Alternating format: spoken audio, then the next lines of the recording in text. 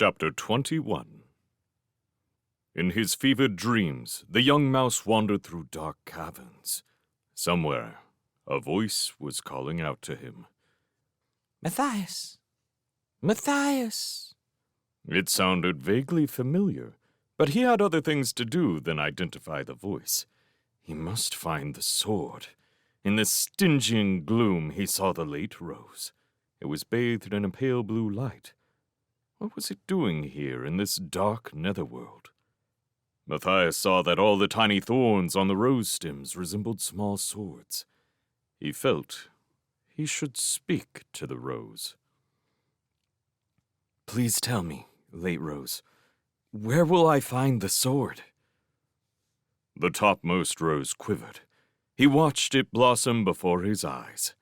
At the center of the blooming petals was the face of Methuselah. Matthias, my friend, I can help you no more. Seek out the aid of Martin. I must go now. The face of the old gatehousekeeper faded.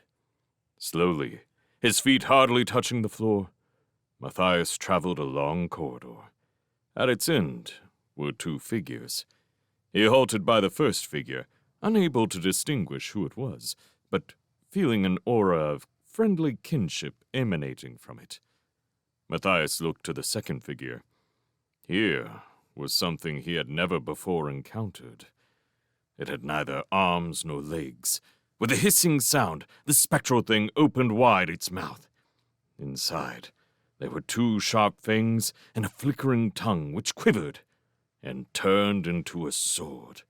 With a cry of joy, the young mouse started running forward, only to be restrained by the phantom figure of the first apparition. Matthias was not surprised to see that it was Martin the warrior. Martin, why do you stop me from getting the sword? He asked. Martin's voice was warm and friendly. Matthias, I am that is. Stay. Beware of Asmodeus. Martin took hold of Matthias's shoulder. The young mouse tried to wrench himself free. Let me go, Martin! I fear no creature that lives! Martin tightened his hold relentlessly upon Matthias's shoulder. Pain shot through him like a red-hot lance. Martin cried out, Hold him still now! Hold him still! The agony increased. Matthias's eyes snapped open. Hold him still now! Hold him still! It was the Father Abbot. He was saying the same words as Martin had said. Brother Alf held tight to Matthias's shoulder as the abbot dug deep with a probe. He extracted a dark, pointed object which he tossed into a bowl that Cornflower was holding. Ouch! That hurt, Father, Matthias said weakly. The abbot wiped his paws upon a clean cloth. Well, my son, you are back with us at last, he said.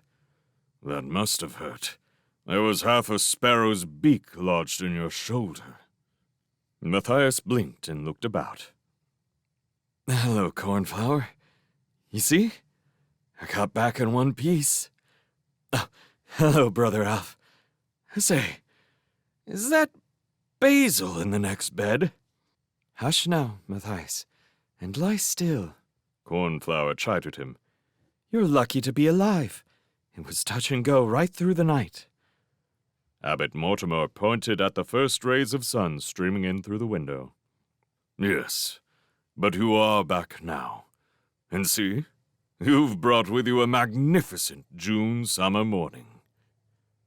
The young mouse lay back upon the crisp white pillows. Aside from a bursting headache and the pain in his shoulder, it felt good to be alive. But what's Basil doing asleep in the next bed? He persisted. Oh, him, Cornflower chuckled. He says that he has an honorable war wound that requires a lot of food and rest. The old rogue. That may be, replied the abbot. But it would be churlish to begrudge Basil's requests. After all, he did recapture our tapestry from Cluny. It was a very daring deed. Matthias was delighted. Martin's tapestry?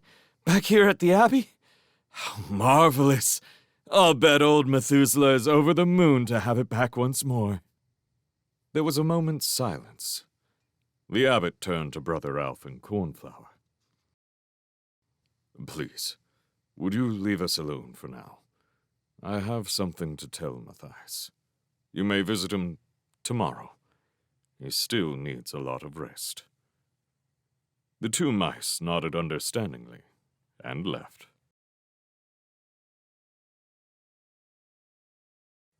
Half an hour later, after unfolding the sad tale of Methuselah, the abbot also took his leave. Matthias turned to face to the wall, bereft of any tears or lamentations after the stresses of the experience he had recently come through.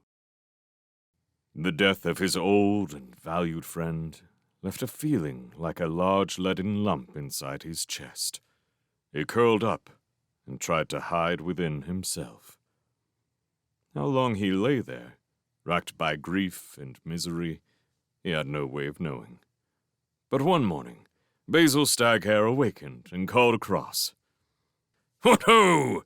Well, bless me medals, if it ain't young Matthias! How are you, laddie buck?" Matthias replied in a small, sad voice. Please, Basil, leave me alone. I've lost Methuselah. I don't want to speak to anyone. Basil hopped nimbly across and perched on Matthias's bed. "There, young fellow, me lad. Don't you think I know how you feel? Good grief, an old campaigner like me. When I think of the chums I lost in bygone battles, good and true friends they were. But I taught myself to keep a stiff upper whisker, you know." Matthias remained with his back turned upon the hare. But you don't understand, Basil. The soldierly hare snorted. He grabbed Matthias and turned him over so they were face to face. "Don't understand? I'll tell you what I don't understand, young chip. I don't understand how a chappie like yourself, who is supposed to be a great warrior, can lie there, moping any longer. You're like an old lady otter who's just lost a fish. If old Methuselah was here now, he'd chuck a jug of water over you and turf you right out of that bed on your fat little head." Matthias sat up and sniffed. Do you think so, Basil? The hare slapped his injured leg, winced, then laughed aloud. "Think so? I know so. Do you imagine that old mouse sacrificed his life so that you could lie about feeling sorry for yourself? He'd have told you himself. That's not the way of a warrior. Get up, sir. Stir yourself. Make Methuselah proud of you." Matthias's eyes gleamed with a new determination. By golly, you're right, Basil. That's exactly what my old friend would have wanted. I'm sorry. You must think I've behaved like a dreadful young fool. The hare's ears flopped comically as he shook his head. "Not at all, my dear fella. Think nothing of it. I must confess that I was a bit like you when I was a leveret, you know. Now, what do you say we get about the business of living properly again? I say, I'm positively famished. What about you?" Matthias could not help laughing at the irrepressible hare. Well, I am a bit hungry, now that you come to mention it. "Capital!" cried Basil. "I could eat a stag, antlers and all. I say, they do a wonderful nosebag for us wounded heroes, you know. Just watch this, my lad." The hare tinkled a small brass bell on the bedside table. Within seconds, Friar Hugo and Cornflower appeared. "Oh, yes, the catering staff," said Basil. "The other injured warrior here and myself would be greatly obliged for a little sustenance. Nothing too grand, you know. Just something for our poor wounded teeth to nibble on. Got to keep body and fur together, what?" Cornflower was pleased to see Matthias looking so much better. She exchanged winks with him and Friar Hugo. The fat friar bowed in a servile manner as he answered the hare. Very good, Mr. Stag, sir. 2 bowls of gruel coming up. Matthias and Cornflower struggled not to laugh aloud. Basil exploded. Gruel! What the devil do you mean by gruel? What sort of slop is that to give renowned warriors, eh? We want to be cured, not killed. Now, listen to me, you pair of scholarly fusiliers. I want a decent brunch. Half a dozen boiled eggs, some crisp summer salad, 2 loaves of hot bread, 2 hazelnut cream junkets, 2... No, better make it 4 oven-baked apple pies. Oh, and chuck in some of those medium-sized quince tarts if you see any lying about. Well, don't stand there with your great jaw flapping. Cut along now, quick as you like. Cornflower curtsied with mock solemnity. Friar Hugo held up a paw. You forgot the October nut brown ale, sir. Basil thumped the bed. Good Lord, so I did. Just 4 flagons, thank you, my good mouse. Cornflower and Friar Hugo exited, leaning upon each other, their faces crimson with suppressed laughter. Strange creatures, Basil mused. Blowed if I can see anything funny about a couple of heroes wanting to be fed so that they can stay alive. Takes all kinds to make a world, young fella, other ranks included. Later, as they made a hearty meal, Matthias set about pumping the hare for information. Basil, what's a viper? A viper. Well, it's an old poison-teeth snake, you know. An adder. Never had a lot of truck with the slimy fellows myself. You'd do best to stay away from them, old chum. Matthias continued probing the hare's knowledge. Are there any adders around the Mossflower region, Basil? I mean, if there were, then you'd be the very creature to know about them, being an expert in all that.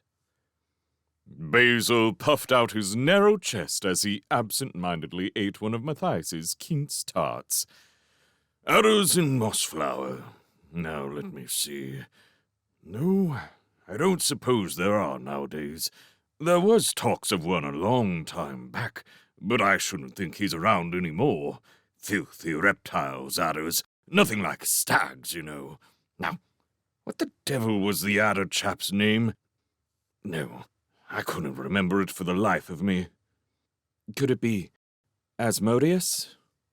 Matthias inquired innocently. Basil's stag hare dropped a half-eaten apple pie on the bedside table. He was suddenly very serious. Asmodeus, where did you hear that name? A little bird told me. Matthias replied. Basil retrieved his apple pie. He munched thoughtfully. Your sparrows, Savage little creatures. No discipline, of course. Darn good fighters, though. But tell me, what do jolly old sparrows know about Asmodeus?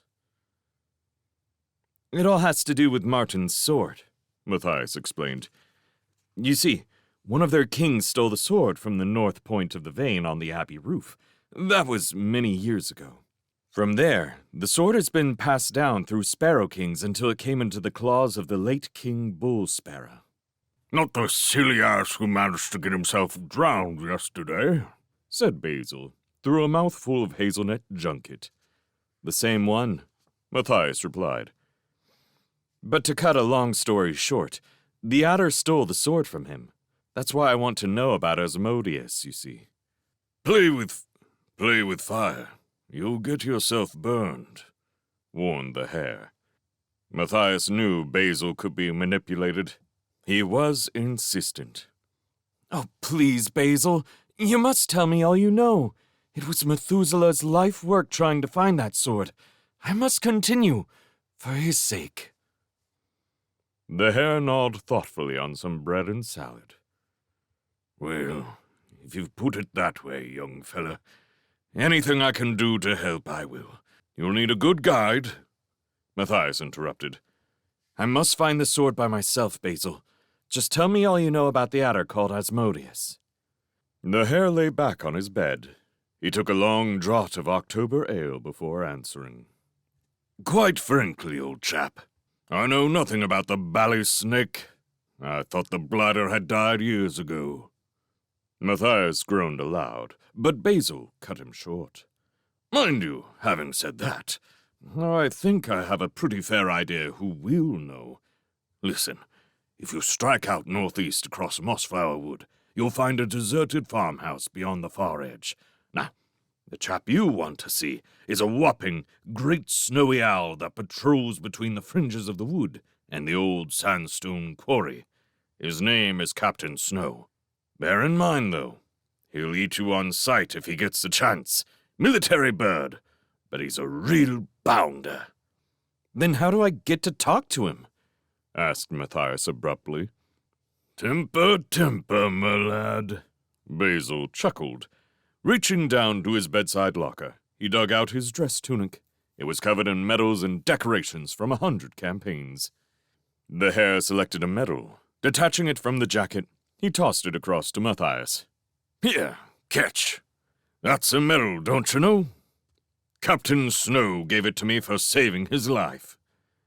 You saved the owl's life? Said Matthias. I should say I did. Basil laughed at the memory. Feathery old fool went to sleep in a rotten dead tree. It got blown down in a gale and trapped the blighter underneath. He'd have died if I hadn't come along, dug under the thing, and pulled him out. Popped out like a shuttlecock under a door. Fellow officer, you understand. Couldn't leave him there to get flattened. His face is flat enough as it is. So, all I do is show him this medal? Asked the young mouse. Basil laughed at his friend's naivete. Yes, that's all. But if you don't want to be scoffed, make sure he sees the medal before he sees you. Tell the old buffer that Basil Staghair sent you. And mind your manners. Make sure you call him by his proper rank, Captain. Oh, and I'd like that medal back sometime. Spoils the look of me #1 dress tunic, missing decoration. Matthias studied the medal. It was a silver cross embellished with a spread-winged owl. The ribbon was of faded white silk. Though it was old, it shone bright in the sunlight. Thank you, Basil, he said. I'll see you get it back. Is there anything else I should know? Not much. Just remember what I've said, old chap. This Captain Snow is a night hunter, by the way. He probably sleeps in some old tree all day with one eye open. You mark my words, laddie. Old Snow doesn't miss a thing. He knows all the creatures in his territory, where they live, what trails they use, and so on. Ha! They don't call owls wise for nothing. Bit of a duffer all the same, letting a tree fall on him. Keep your eye on him, though. If he catches you napping, he'll chomp you up, medal and all. Basil finished his ale and yawned. Now, get some sleep, Matthias. I'm fagged out after that snack. My old honorable war wound is beginning to play me up. I must have a bit of a snooze. With that, Basil closed his eyes. He was soon snoring gently. Matthias realized there was no more to be said, so he decided to have a rest too. Basil Staghair. What an amazing old campaigner, the young mouse thought, as he drifted off to sleep. Shortly after 12 o'clock, Matthias awakened. The noontime sunlight flooded the room. Basil was flat on his back, snoring stentoriously. Although his shoulders still throbbed, Matthias felt fit and refreshed, well enough to travel. He knew, however, that he must act with stealth and secrecy. If the abbot or Cornflower or any of his friends knew of his scheme, he would have no chance at all. They would make certain he was confined to bed until further notice. Quietly, he arose and dressed himself, hanging his sandals around his neck by their thongs. Taking a clean pillow slip, he stocked it with the remainder of the food from the table. Someone had thoughtfully placed his dagger in the bedside locker. It must have been found on the floor of Great Hall. Searching around, Matthias came upon a good stout pole, probably used as a window or curtain opener. He decided it would come in handy. Carefully, he inched the door open, closing it again swiftly as the abbot and Brother Alf padded by. Matthias listened to Alf's voice. "I looked in on them about 10 minutes ago, Father. They're both sleeping like hibernating squirrels. It's not likely that they'll wake until evening." The footsteps receded down the passage. Matthias crept from the room and stole off in the opposite direction. He was surprised at the ease with which he left the abbey, slipping off into Mossflower through the side door in the wall, where, unknown to him, Methuselah's murderer had also passed on the previous day. Alone in the woods, Matthias felt a bit wobbly upon his legs. He sat down against a beech tree until the feeling passed. Tying the pillowcase bundle to his pole, he hefted it across his good shoulder and struck off boldly through Mossflower towards the northeast.